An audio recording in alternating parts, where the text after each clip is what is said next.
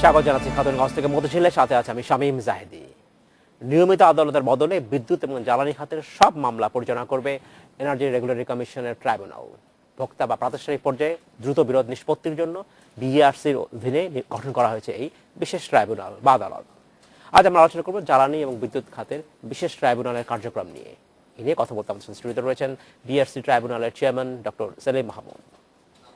তবে আলোচনা শুরু করার আগে দেখে নেব একটি প্রতিবেদন। বিদ্যুৎ ও জ্বালানি খাতে কয়েক হাজার মামলা দেশের নানা আদালতে। অনিয়ম ও সেবা না পেয়ে এসব মামলা করেছে ভোক্তা বা প্রতিষ্ঠান। বিইআরসি আইন বলছে ভোক্তার অভিযোগ কিংবা বড় কোনো বিরোধ সবই নিষ্পত্তি হবে কমিশন ট্রাইব্যুনালে। ২০১৪ সাল থেকে অস্থায়ীভাবে কাজ চললেও বিদ্যুৎ, জ্বালানি ও খনিজ সম্পদ মন্ত্রণালয়ের নানা প্রতিষ্ঠান ও ভোক্তাদের বিরোধ নিরসনে ট্রাইব্যুনালটিকে স্থায়ী করে সরকার। গেজেট জারি হয় ২০১৬ এর ২০ এপ্রিল।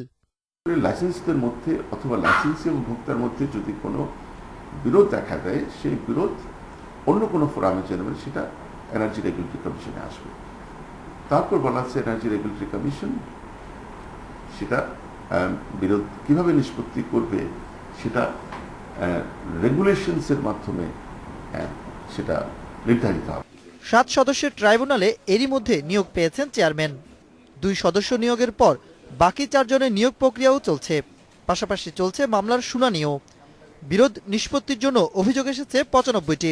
২ বছর ধরে হাইকোর্ট থেকে অনেক মামলা, যারা এখন হাইকোর্টে যাচ্ছে এনার্জি সেক্টরের ডিসপিউট নিয়ে, অর্থাৎ সেকশন 40 অব দি বিআরসি অ্যাক্টের আওতায়, তাদেরকে কিন্তু হাইকোর্ট এই বিআরসিতে পাঠাচ্ছে। আইন অনুযায়ী ট্রাইব্যুনালের রায় চূড়ান্ত। অন্য কোনো আদালতে এর বিরুদ্ধে আপিল করা যাবে না। তবে রিট করা যাবে উচ্চ আদালতে। আর রায়ের চূড়ান্ত অনুমোদনও দিবে BERC. Ashraf Alam, independent news, Dhaka. শুরু করছি আলোচনা। ডক্টর সেলিম মাহমুদ, আপনাকে স্বাগত জানাচ্ছি অনুষ্ঠানে। কেমন আছেন আপনি? ভালো, ধন্যবাদ। নতুন উদ্যোগ বিইআরসি ট্রাইব্যুনাল আদালত, অর্থাৎ যত রকমের বিদ্যুৎ, জ্বালানি এবং বিদ্যুৎ সংক্রান্ত কোনো ডিসপিউট দেখা দিবে, সেটার রায় মামলা হবে আসলে এখন ট্রাইব্যুনালে, বিইআরসি ট্রাইব্যুনালে হবে, যেটা আগে সাধারণ আদালতে হতো। এক্স্যাক্টলি। কি পার্থক্য থাকবে সাধারণ আদালতের সাথে এই ট্রাইব্যুনালের পার্থক্যের মধ্যে? দেখুন, সারা বিশ্বেই এই ধরনের জ্বালানি সেক্টরের মধ্যে বিশেষায়িত সেক্টরে আপনার বিরোধ নিষ্পত্তিগুলো প্রচলিত আদালতের বাইরে রাখা হয়। সেই লক্ষ্যেই যে আইনটি, বাংলাদেশ এনার্জি রেগুলেটরি কমিশন আইন ২০০৩, তার ৪০ ধারায় বলা আছে যে বাংলাদেশে প্রচলিত অন্যান্য আইনে যাই থাকুক না কেন, এনার্জি সেক্টরের লাইসেন্সিদের মধ্যে কোনো ডিসপিউট হলে বা লাইসেন্সি এবং ভোক্তার মধ্যে কোনো ডিসপিউট হলে সেই ডিসপিউট অন্য কোনো ফোরামে যাবে না, সেটা এনার্জি রেগুলেটরি কমিশনে আসবে। তো এনার্জি রেগুলেটরি কমিশন, তারপরে আইনে বলা আছে যে এনার্জি রেগুলেটরি কমিশন একটা রেগুলেশনসের মাধ্যমে এই ডিসপিউট সেটেলমেন্টের নিয়ম এবং পদ্ধতি নির্ধারণ করবে। সেই রেগুলেশনসটা দীর্ঘদিন ছিল না বলে এই ডিসপিউট সেটেলমেন্টটা হতো না। তো এটা ২০১৪ জানুয়ারিতে, অর্থাৎ এই সরকারের সময় কিন্তু এই গ্যাজেট নোটিফিকেশন হয়েছিল। তারপরে এই ২০১৪ জানুয়ারি থেকে কিন্তু এনার্জি রেগুলেটরি কমিশন আপনার এই ডিসপিউট সেটেলমেন্টের কাজটা করছিল। তারপরে এটাকে একটা প্রাতিষ্ঠানিক রূপ দেওয়ার জন্য জ্বালানি মন্ত্রণালয় এবং আইন মন্ত্রণালয় এবং সরকারের উচ্চ পর্যায়ের, আমি মনে করি অত্যন্ত সিনসিয়ার এফোর্টের কারণে এবং খুব দ্রুততম সময়ে একটা ট্রাইব্যুনাল হয়েছে, এবং যেটা অ্যামেন্ডমেন্টের মাধ্যমে ২০১৬ এপ্রিলে আপনার একটা পূর্ণাঙ্গ ট্রাইব্যুনালের রূপ নিয়েছে। এখন এই যে ডিসপিউট সেটেলমেন্টে যেটা হচ্ছে, মূল কারণটা হচ্ছে যে এনার্জি সেক্টর একটা হাইলি স্পেশালাইজ সেক্টর। এখানে হাইলি টেকনিক্যাল, আপনার এখানে কমার্শিয়াল, তারপরে ফাইন্যান্সিয়াল, ইকোনমিক, নানা, ইভেন সায়েন্টিফিক নানা বিষয় আছে। এগুলো আসলে আমাদের প্রচলিত আদালতের পক্ষে এগুলো বোঝা অত্যন্ত কষ্টসাধ্য হবে এবং অনেক সময় লাগবে। তা না হলে যদি আদালত এই মামলাগুলো করতে যায়, প্রতিটি হিয়ারিংয়ে তাকে ডিপেন্ড করতে হবে এক্সপার্ট বা এমিকাস কিউরির উপর। তো এইভাবে তো চলতে পারে না। এই জন্যই সারা বিশ্বে আপনার এরকম এনার্জি সেক্টরের মামলাগুলো আলাদা। তাহলে এই আদালত গঠন করা হচ্ছে, সদস্য কারা থাকছেন বিচারক? আপনি যেতে বলছেন হাইলি টেকনিক্যাল, কেমন লোক থাকছেন এখানে, কারা থাকছেন? এটা আইনে, যে আইনটা আছে সে আইনে বলা আছে যে প্রথমত এটা নিয়োগটা হবে একটা সার্চ কমিটির মাধ্যমে। গতবার যে সার্চ কমিটি হয়েছিল, আইন মন্ত্রণালয়ের আইন ও বিচার বিভাগের সচিব তার নেতৃত্বে সার্চ কমিটি, সেখানে সরকারের একজন সচিব ছিলেন, একজন অতিরিক্ত সচিব এবং দুজন টেকনিক্যাল এক্সপার্ট, রাইট। যেখানে বিদ্যুৎ সেক্টরের পিডিবির প্রাক্তন চেয়ারম্যান ছিলেন, গ্যাস সেক্টরের একজন প্রাক্তন পরিচালক ছিলেন। তো এই আইনে বলা আছে 7 সদস্য বিশিষ্ট ট্রাইব্যুনাল হবে, পূর্ণাঙ্গ ট্রাইব্যুনাল। তার মধ্যে 2 জন থাকবেন আইন বিশেষজ্ঞ, তার 2 জনের একজন হবেন একজন জেলা জজ, আর একজন এই সেক্টরের একজন আইন বিশেষজ্ঞ। জেলা জজ কি ডেপুটেশন এখানে আসবে? ডেপুটেশন আছে, আইন মন্ত্রণালয় তাকে ডেপুটেশন আইনে বলা আছে। তারপর 3 জন থাকবেন কারিগরি বিশেষজ্ঞ, একজন বিদ্যুতের ইলেকট্রিক্যাল ইঞ্জিনিয়ার, একজন পেট্রোলিয়াম ইঞ্জিনিয়ার, একজন গ্যাসের ইঞ্জিনিয়ার। আর 2 জন মূলত সিভিল সার্ভিসের, যাদের প্রশাসনিক এক্সপিরিয়েন্স আছে, জেনারেল ব্যাকগ্রাউন্ডের, তাদের এই মোট 7 জন। তবে আইনে বলা আছে প্রথমে চেয়ারম্যান এবং 2 জন সদস্য নিয়ে ট্রাইব্যুনাল শুরু হবে। তো এখন হয়েছে কি যে সাধারণ মানুষ এই বিষয়টা জানেন না। আইনের যে স্পিরিটটা সেটা হচ্ছে যে এনার্জি সেক্টরের যা লাইসেন্সি বলতে বোঝায় বাংলাদেশে বিদ্যুৎ এবং জ্বালানি সেক্টরে যারাই ব্যবসার সাথে জড়িত, একেবারে ছোট ধরনের একটা রিটেল ব্যবসা, এটা ডিলার হতে পারে, একটা লুব্রিকেন্টের ব্যবসা, বা যে কোনো একেবারে 500-1000 মেগাওয়াটের পাওয়ার প্ল্যান্ট হতে পারে। অর্থাৎ এনার্জি সেক্টরে যারাই বিজনেস করবে, এটা স্টোরেজ, ট্রান্সমিশন, ডিস্ট্রিবিউশন, জেনারেশন, সব ধরনের। আর এই লাইসেন্সিদের মধ্যে ডিসপিউট বলা হচ্ছে। লাইসেন্সি এই ডিসপিউটগুলো আমরা টিপিক্যালি যেগুলো দেখছি, বেসরকারি কোনো প্রতিষ্ঠানের সাথে সরকারি কোনো প্রতিষ্ঠানের এই ডিসপিউটগুলো হচ্ছে। অন্যদিকে সাধারণ কনজিউমার বা গ্রাহক যারা, তাদেরকে যারা সার্ভিস প্রোভাইড করছে, আমরা যাদেরকে ইউটিলিটি বলি, বিতরণ সংস্থা, তাদের সাথে ডিসপিউট হচ্ছে। হ্যাঁ, তো এই যে ডিসপিউটগুলো, এগুলো প্রচলিত আদালতে গেলে অনেক সময় লাগে। আপনি জানেন যে আমাদের দেশে এমনি হাজার হাজার মামলা প্রচলিত আদালতে পেন্ডিং থাকে, এবং আমাদের জনসংখ্যার তুলনায় যে বিচারক সংখ্যা কম। তো এবং এটা খুবই বিশেষায়িত বিষয়, সেই জন্যই কিন্তু আইনে এটা রাখা হয়েছে। বলা হচ্ছে আইনে যে বিদ্যুৎ এবং জ্বালানি খাতের, অর্থাৎ বিদ্যুৎ তো আমরা জানি বিদ্যুৎ নিয়ে ডিসপিউট হতে পারে, বিদ্যুতের বিল নিয়ে ডিসপিউট হতে পারে, একেবারেই সাধারণ ইন্ডিভিজুয়াল গ্রাহক পর্যায়ে ডিসপিউট হয়, সেটা হয়তো আপনারা যাবেন না। আমরা ভুতুরে বিলের কথা শুনি, সেটা নিশ্চয়ই আপনার কাছে যাবেন। এরপর জ্বালানি খাতের কথা বলা হচ্ছে। জ্বালানি খাতেও যদি আমরা দেখি যে বিভিন্ন প্রতিষ্ঠানে যদি এখন ডিসপিউট হয়, ফর এক্সাম্পল টেকনা টিলার যে গ্যাস দুর্ঘটনা হয়েছিল, এই জাতীয় যদি আবার নতুন কিছু হয়, তখন কি এই আদালতের আওতাভুক্ত থাকবে? এটা আমি ইন্টারেস্টিং বিষয় বলেছেন। ওই যে ট্যাংরা টিলার যে কথাটা বলেছেন, ওটা হচ্ছে আপস্ট্রিম। আমি বলতে যেটা বোঝাচ্ছি, আইনে জ্বালানি সেক্টরের 2টো ভাগ, একটা হচ্ছে আপস্ট্রিম আর ডাউনস্ট্রিম।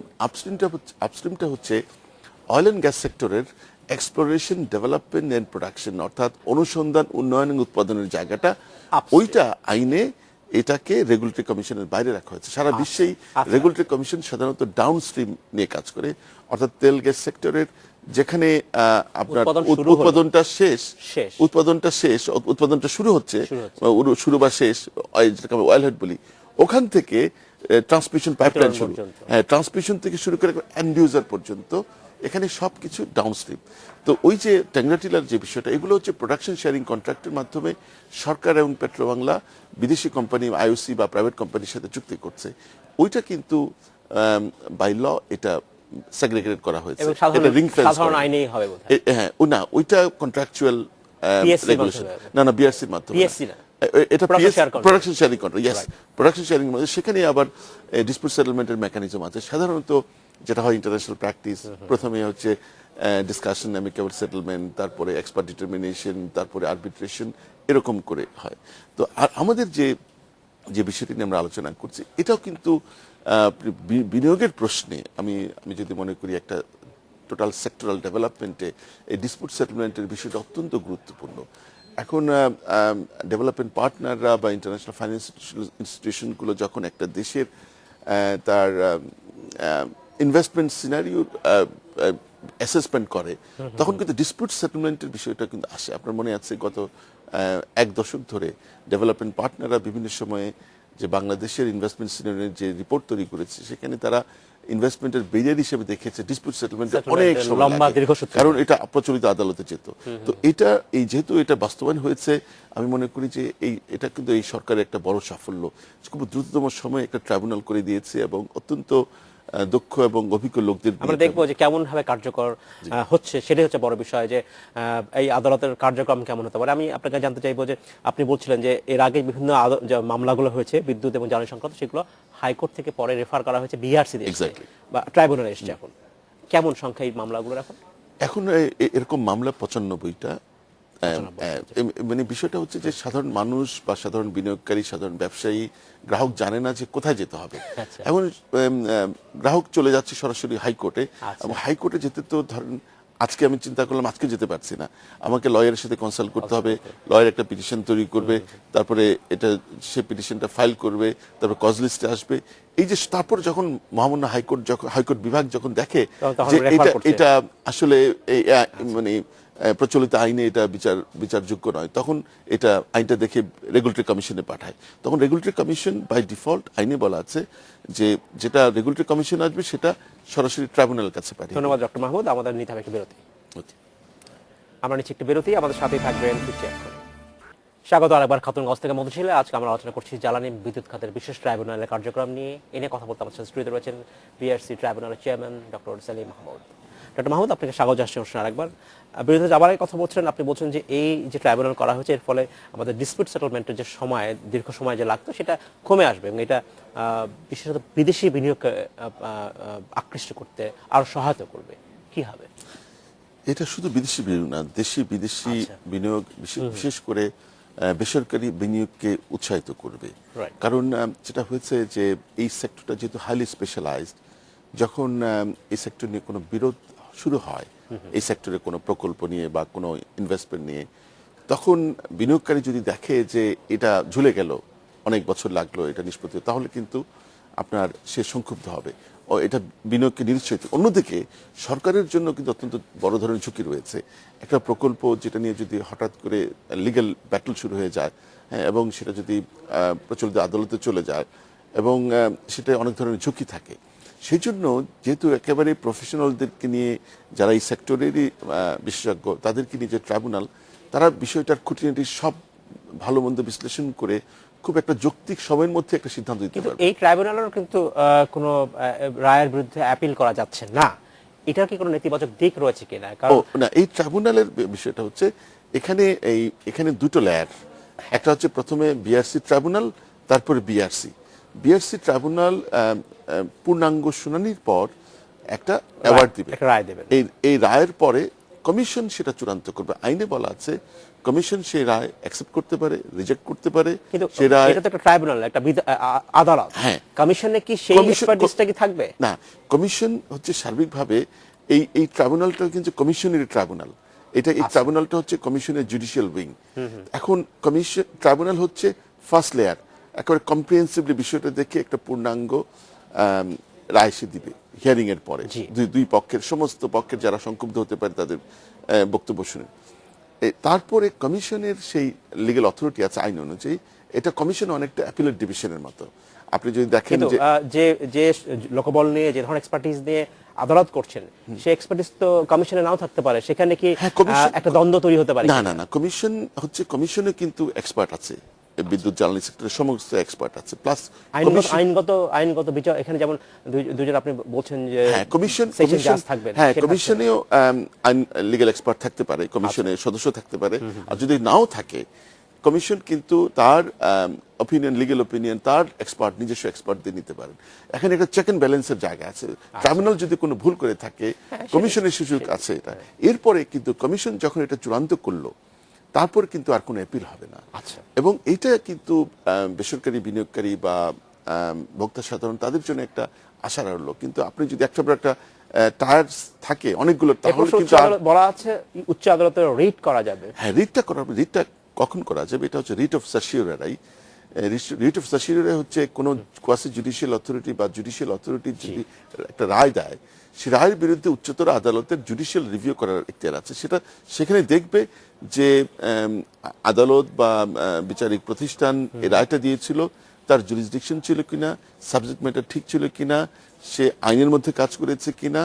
এই যে সে যে একটা রায় দিল, সেটা কি হঠাৎ করে রায় দিল, না এখানে একটা মেথোডোলজি ছিল, একটা সিকোয়েন্স ছিল, তারপরে একটা চূড়ান্ত অর্থে একটা অ্যানালজিক্যাল ডিডাকশনের মাধ্যমে সেটা করেছে, এগুলো সব দেখবে।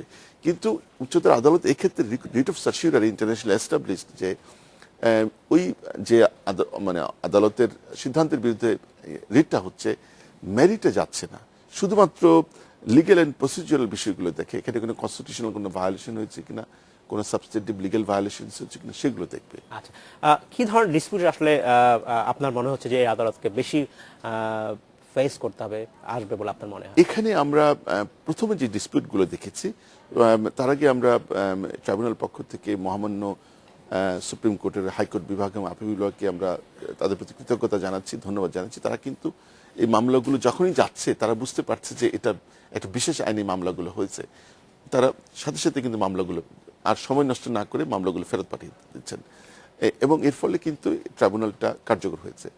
এই 95টা মামলার মধ্যে প্রথম ফার্স্ট জেনারেশন যে মামলাগুলো সেগুলো দেখেছি পাওয়ার সেক্টরে। পাওয়ার সেক্টরে যে আইপিপি যে বিভিন্ন পাওয়ার প্রজেক্ট আছে, তাদের পাওয়ার পারচেজ এগ্রিমেন্ট আছে, সেখানে যে সিঙ্গেল বায়ার পাওয়ার ডেভেলপমেন্ট বোর্ডের সাথে যে পাওয়ার পারচেজ এগ্রিমেন্ট হয়েছে বেসরকারি বিনিয়োগকারীদের সাথে, সেখানে কন্ট্রাকচুয়াল নানা দিক নিয়ে কিন্তু আপনার ডিসপিউট হচ্ছে। যেমন একটা বেশ কয়েকটি মামলা আছে হিটিং ভ্যালু নিয়ে, আপনার যে পাওয়ার ডেভেলপমেন্ট বোর্ড ক্লেম করছে যে তার যতটুকু বিদ্যুৎ প্রডিউস করার কথা, যে যতটুকু বিদ্যুৎ সে প্রডিউস করেছে কিন্তু অতিরিক্ত জ্বালানি নিয়ে, এখন সে বলছে যে অতিরিক্ত জ্বালানি ব্যয় আমরা দিতে পারবো না। আবার প্রাইভেট কোম্পানিগুলো বলছে যে অতিরিক্ত জ্বালানি লেগেছে বিকজ বিপিসি যে আমাদেরকে তেল দিয়েছে সেখানে সেই তেলটা সঠিক ছিল না, সেখানে তেলে ভেজাল ছিল বা অন্য রকমের ইম্পিউরিটি ছিল। তো এই নিয়ে কিন্তু বেশ কয়েকটা ডিসপিউট হিয়ারিং চলছে। এর বাইরে ধরেন ইন্ডাস্ট্রি বা কোনো শিল্প প্রতিষ্ঠানের গ্যাস লাইন কেটে দেওয়া হচ্ছে, বিদ্যুৎ লাইন কেটে দেওয়া হচ্ছে, বা গ্যাস লাইন কেটে দেওয়ার হুমকি হচ্ছে, বা কোনো বাড়িতে ভুতুরে বিল তারা বলছে, গ্রাহক বলছে এটা ভুতুরে বিল, আমি এরকম ব্যবহার করিনি, এরকম নানা রকমের বিষয়। মূলত বিদ্যুৎ এবং গ্যাস সেক্টরের মামলাগুলোই বেশি। আদালত, বিশেষত আদালত আইন যে আইনে বিচার হবে সেই আইন তো প্রচলিত আইনই হচ্ছে, নতুন তো আইন হচ্ছে না, নতুন কোনো আইন নেই। না, এই যে আইনটা হয়েছে সেই আইনটা কিন্তু প্রথমত বিআরসি এক বিশেষ আইন, বিশেষ আইনের আওতায় ডিটেইল প্রসিডিওরটা হচ্ছে রেগুলেশনস। হ্যাঁ, যেটা আইন মন্ত্রণালয় আইন ও বিচার বিভাগ এটা অনুমোদন করেছে, এবং তারাই কিন্তু একটা শর্ত দিয়েছে যে এখানে একজন জেলা জজ থাকতে হবে। তারা দেখেছে যে এখানে দুজন বিশেষজ্ঞ, একজন একেবারে এই সেক্টরের লিগ্যাল বিশেষজ্ঞ থাকবেন, আর যে কারণে এটাকে আদালতের বাইরে রাখা হয়েছে। 2 নম্বর একজন জেলা জজ তারা প্রস্তাব করেছেন, এবং তাদের প্রস্তাবে কিন্তু আইনে সেটা সংযোজন করা হয়েছে। এবং এটা যে প্রশ্নটা আপনি করলেন যে নতুন তো আইন করতে হচ্ছে না, প্রচলিত আইনে আসলে এখন না, এই আইনটা যে এই আইনটা নতুন আইন 2014 জানুয়ারিতে আপনার এই রেগুলেশনটা হয়েছিল, তার অ্যামেন্ডমেন্ট হয়েছিল 2016 এপ্রিলে। এবং তখন আগে যেটা ছিল অ্যাডহক ট্রাইব্যুনালের মাধ্যমে কাজটা হবে, কিন্তু আইন মন্ত্রণালয় বলেছে যে অ্যাডহক ট্রাইব্যুনাল না, একটা পূর্ণাঙ্গ পার্মানেন্ট ট্রাইব্যুনাল থাকতে হবে। এবং তারা বলে অবজারভেশন দিয়েছে আইন মন্ত্রণালয় আইন ও বিচার বিভাগ, যে যেহেতু এনার্জি রেগুলেটরি কমিশনের আইন অনুযায়ী এই রেগুলেটরি কমিশনের সিদ্ধান্তের বিরুদ্ধে কোনো অ্যাপিল নেই অন্য কোনো আদালতে, সুতরাং ওখানে যদি একটা পার্মানেন্ট ট্রাইব্যুনাল না থাকে তার নিচে, তাহলে কিন্তু এই আইনের বিধানটা ন্যায় বিচারের প্রশ্নে অত্যন্ত ঝুঁকিপূর্ণ। এই জন্য তারা প্রপোজ করেছে যে একটা স্পেশালাইজড ট্রাইব্যুনাল থাকবে, তার উপরে কমিশন। ধন্যবাদ ডক্টর সেলিম মাহমুদ, আপনাকে ধন্যবাদ। তবে আমরা আশা করব যে এনার্জি রেগুলেটরি কমিশনের যে ট্রাইব্যুনাল করা হচ্ছে, যে উদ্দেশ্য নিয়ে স্থাপন করা হচ্ছে, এটা সফলতা অর্জন করবে। আমি এক কথা শেষ করছি যে এই ট্রাইব্যুনাল করার পিছনে সরকারের যথেষ্ট আন্তরিকতা এবং সাহসী উদ্যোগ ছিল, তার জন্য আমরা সরকারের কাছে কৃতজ্ঞ। ধন্যবাদ। এই ছিল আজকের আমাদের খাতুনগঞ্জ থেকে মধ্যে ছিল, আমাদের সাথেই থাকবেন, দেখা হবে আবার।